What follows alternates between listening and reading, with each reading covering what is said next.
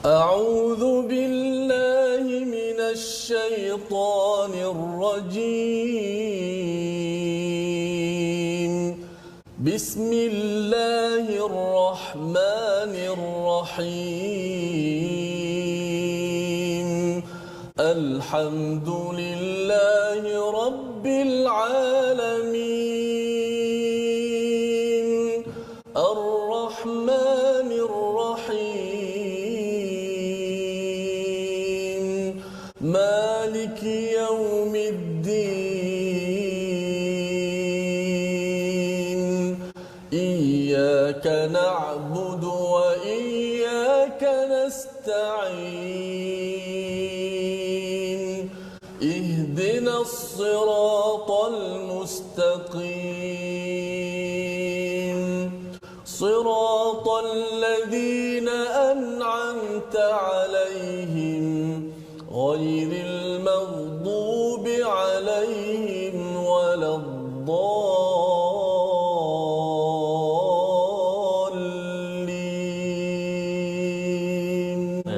آمين. Bahawa sebenarnya dalam surah Al-A'raf ini ada dua perkara yang dijelaskan, ya, paling kurang dua perkara, iaitu isu takabur dan juga isu ghaflah. Takabur dan juga ghaflah. Takabur ini maksudnya sombong, diwakili oleh iblis. Ghaflah itu diwakili oleh Nabi Adam. Jadi bila kita lalai, Nabi Adam lalai, maka kesannya dia terpengaruh untuk mendekati kepada syajarah, ya, kepada pohon di dalam syurga, tetapi dia bertaubat. Tetapi bagi iblis, bila dia sudah disuruh, dia lalailah awalnya, ya, bila disuruh untuk sujud kepada Nabi Adam, ya, menghormati Nabi Adam, dia tak buat, dia lalai, tetapi lepas itu dia sombong. Itu yang menyebabkan dia dilaknat oleh Allah Subhanahu Wa Taala. Jadi di dalam ayat yang ke-146 ini, akan aku palingkan daripada tanda-tanda kekuasaanku orang-orang yang menyombongkan diri di bumi yang tanpa alasan yang benar, ya. Jadi ini adalah satu perkara yang menggetarkan kita, ya. Silap, lalai itu normal, ya, kerana kita adalah insan, selalu terlupa. Tetapi bila kita tersilap, jangan kita tak mengaku silap. Nauzubillah min zalik, ya. Kita doa pada Allah Subhanahu taala. Pasal kalau kita tak mengaku silap, kita mula sombong, maka Allah kata sa'asrifu an ayati alladhina yatakabbaruna fil ard bighairi haqq. Iaitu Allah akan palingkan orang itu nampak kebesaran Allah, dia dah tak ada kesan dah. Ya, diberikan peringatan, diberikan ayat Quran, diberikan COVID-19, dia dah tak kisah dah. Dia tak nampak bahawa ini adalah peluang untuk yadarraun, untuk makin tunduk kepada Allah Subhanahu Wa Taala. Wa in yarau kulla ayatin la yu'minu. Apa perangai orang takabur ini? Bila dah dapat begini, jika dia tengok ayat-ayat Allah, kebesaran-kebesaran Allah, la yu'minu biha, dia tak beriman. Wa in yarau sabila rushd la yattahizuna sabila. Bila dia nampak kepada jalan petunjuk, ya, yang betul-betul boleh bawa kepada kebaikan ini, dia tidak bersungguh-sungguh untuk yattahiduna sabila. Bukan dia tak beriman semata-mata, tapi dia tidak mengambil jalan itu. Tapi kalau jalan yang ghai, jalan yang sesat, dia akan ambil. Ini nak menegaskan apa? Menegaskan bahawa orang takabur ini, dia boleh sampai tahap dia tidak beriman, satu. Tapi kadang-kadang mungkin dia beriman, ustaz, ya. Dia mungkin masih beriman lagi pada rukun Islam, masih lagi IC-nya masih lagi Islam. Tetapi dia mungkin tidak la yattakhizuna sabila. Dia tak akan ambil jalan rushd, jalan petunjuk. Kesannya ialah dia mungkin percaya, saya percaya Allah ini Esa, tapi saya tak semayang. Kan, dia tak nak ambil jalan itu, dia ambil jalan lain. Tengok TV okey, kalau main okey, makan okey, tapi kalau yang perkara-perkara yang diperintahkan dalam wahyu, dia tak nak ambil.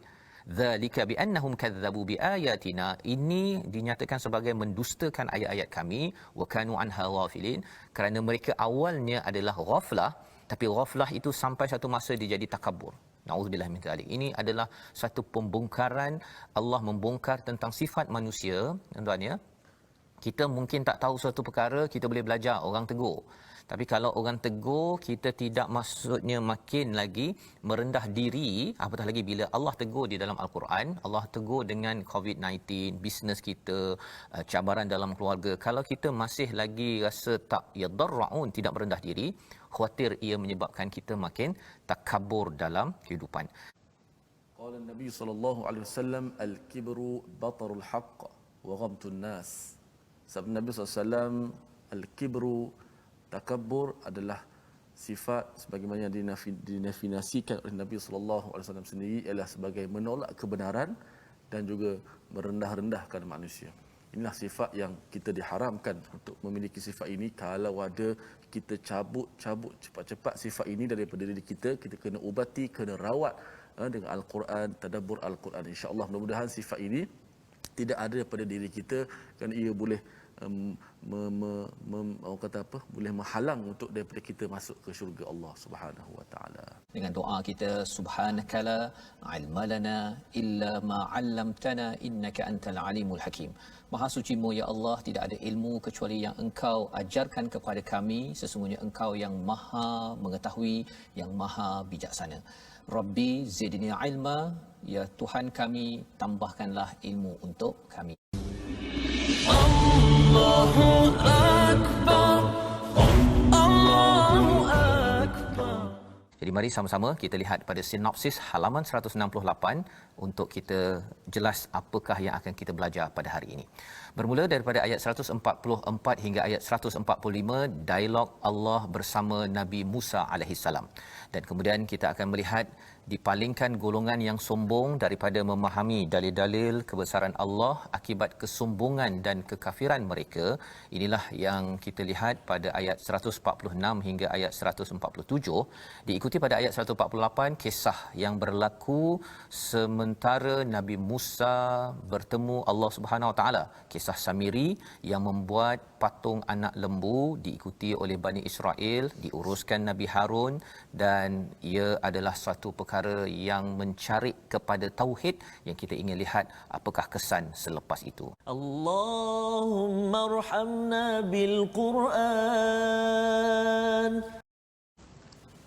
A'udzubillahi minasyaitonir rajim. قال يا موسى إني اصطفيتك على الناس برسالاتي وبكلامي فخذ ما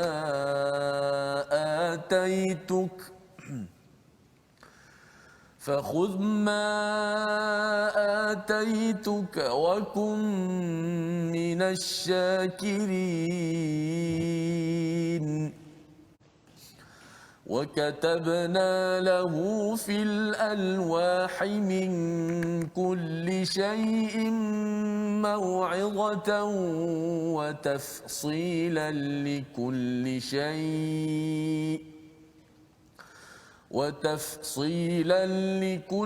شيء فخذها بقوة وأمر قومك يأخذوا بأحسنها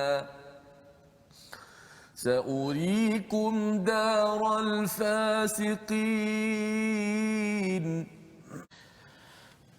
سأصرف عن آياتي الذين يتكبرون في الأرض بغير الحق وإن يروا كل آية لا يؤمنوا بها وإن يروا كل آية لا يؤمنوا بها وإن يروا سبيل الرشد لا يتخذوه سبيلا وإن يروا سبيل الغي يتخذوه سبيلا ذلك بأنهم كذبوا بآياتنا وكانوا عنها غافلين. والذين كذبوا بآياتنا ولقاء الآخرة حبطت أعمالهم هل يجزون إلا ما كانوا يعملون. واتخذ قوم موسى من بعده من حليهم عجلا جسدا له خوار ألم يروا أنه لا يكلمهم ولا يهديهم سبيلا اتخذوه وكانوا ظالمين ولما سقط في أيديهم ورأوا أنهم قد ضلوا قالوا لئن لم يرحمنا ربنا ويغفر لنا قالوا لئن لم يرحمنا ربنا ويغفر لنا لنكونن من الخاسرين صدق الله العظيم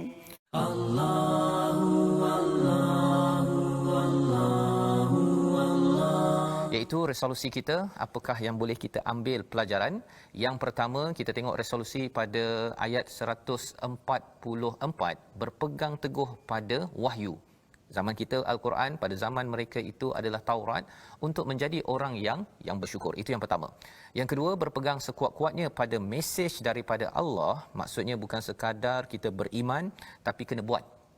Kerana kalau kita tak buat, setelah kita ada Quran, sebenarnya kita digelar sebagai orang yang fasik, yang naudzubillah, kita harap kita tidak jadi begitu.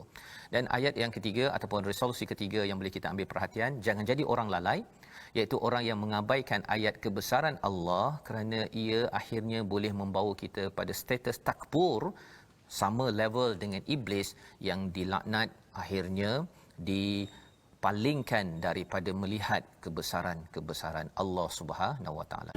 Allah la ilaha illallah. Jadi ini membawa kita kepada perkataan pilihan kita pada hari ini. Kita perhatikan, iaitu perkataan safa ataupun safawa, ya, iaitu memilih. Perkataan ini 18 kali diulang dalam Al-Quran dan ia digunakan pada ayat 144, di mana Allah memilih di banyak-banyak manusia Nabi Musa alaihissalam untuk membawa risalah. Kalau kita tengok istafa ini, maksudnya Allah pilih. Allah boleh pilih siapa-siapa saja, itu hak Allah. Tetapi bila Allah pilih, di kalangan kita ada orang yang menyampaikan mesej, membawa risalah kebaikan daripada apa yang dibawakan oleh Nabi Muhammad sallallahu alaihi wasallam, kita bukannya mempersoalkan orang yang dipilih oleh Allah, tapi kita mempersoalkan, apakah saya ini lalai, dan kalau saya dah dapat risalah ini, adakah saya ini sombong atau tidak? Kalau kita pernah lalai, tetapi kita pun kata, ya Allah, saya nak belajar Quran, saya dengar My Quran Time contohnya, kita jumpa ustaz tanya sana sini, itu tandanya kita tidak takabur. InsyaAllah Allah akan buka lebih banyak lagi ayat-ayat Allah sehingga kita dipimpin sampai ke syurga. Astaghfirullah innallah kana tawwaba. Baik, hari ini kita nak belajar berkenaan ilmu tajwid. Kita nak sambung semalam berkenaan dengan ikhfa hakiki. Kita nak mengukuhkan lagi berkenaan tajuk hukum nun mati ataupun nun mati dan nun sakinah ataupun tanwin. Kita lihat slide kita berkenaan dengan hukum ikhfa hakiki. Ikhfa sebagaimana disebut semalam, maksudnya tersembunyi ataupun ditutup, menutup satara. Istilah menyembunyikan huruf sukun, iaitu huruf nun mati ataupun tanwin, dengan satu sifat antara izhar dan idgham tanpa tasydid, serta kekal gunnah pada huruf yang pertama. Maksud kekal gunnah itu ialah gunnah tu pada nun. Kemudian bila kita dah sebut huruf selepas nun itu, tidak ada lagi gunnah. Cara bacaannya, hurufnya ada 15. Satu jaza saddaka fathiq dha ta dhin shadhin, 15 huruf. apabila nun mati ataupun tanwin bertemu salah satu daripada huruf ikhfa yang 15 itu, maka wajib kita ikhfakan. Kita lihat contoh.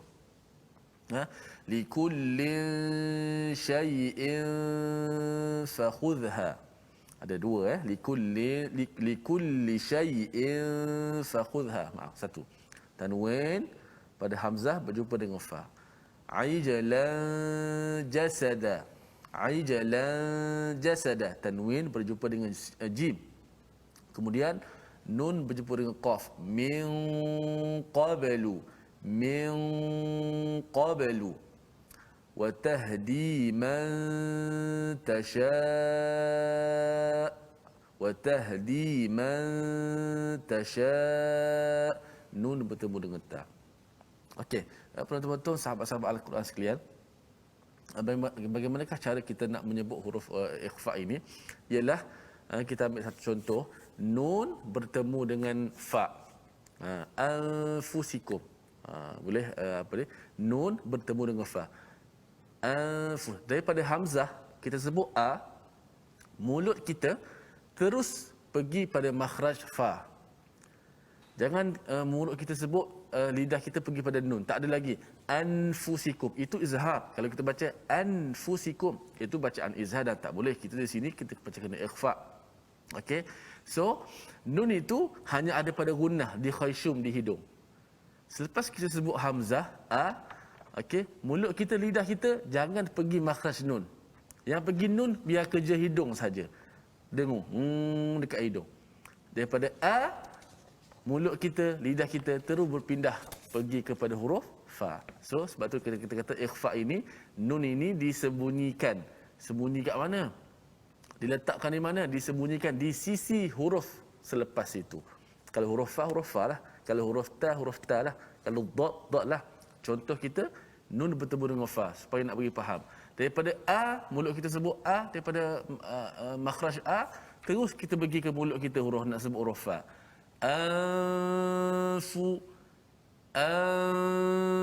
Anfusikum. Gunnah hanya pada nun. Bila kita sebut huruf fa, gunnah dah tidak ada lagi. Tak boleh kita sebut fu, tak boleh fu. Kita masih lagi kekalkan gunnah pada fu. Fu dah tak ada dah. Kalau kita masuk selepas nun tu, sama ada huruf fa ke 15 huruf tu, dah tidak ada gunnah kat situ. Gunnah hanya kekal pada huruf nun, huruf pertama, huruf nun di hidung. Okey. So bila kita kata anfusikum, nun bertemu dengan fa. Daripada hamzah, mulut kita terus pergi pindah daripada hamzah a kepada fa. Okey. Nun itu hanya kekal pada gunnah. Jadilah anfusikum min duni min syai'. Kalau huruf qaf di belakang, min qa, kan, minkum. Kalau qaf kah ni huruf ikhfa yang paling jauh daripada mulut. Okey, harap dapat faham.